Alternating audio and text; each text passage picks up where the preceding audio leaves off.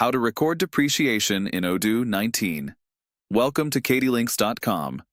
In this video, I'll walk you through how to record depreciation in Odoo 19 accounting using fixed asset entries. Let's get started. From your accounting app, open Accounting Arrow Assets. Here you can view all existing assets. Let's create a new one for this demo. Click New, then enter the details such as the asset name, acquisition date, original value, depreciation method, and duration. For example, we'll create an asset called Odoo 19 Asset, purchased on October 18th for $100,000, using the straight line method over 5 years. After entering the information, click Save, then Confirm.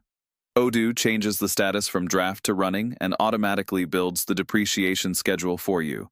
If you regularly use the same setup, click Save as Model so you can reuse this depreciation method for future assets.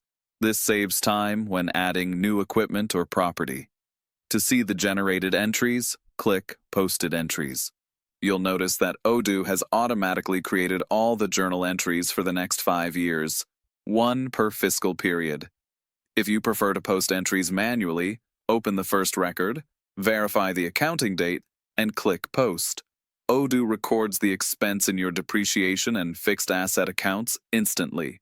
Here's an easier option. Instead of creating each asset manually, you can import your entire asset list from an Excel or CSV file directly within the Assets menu. Odoo will automatically generate the depreciation entries based on your imported data, and that's it. You've now recorded and posted depreciation in Odoo 19.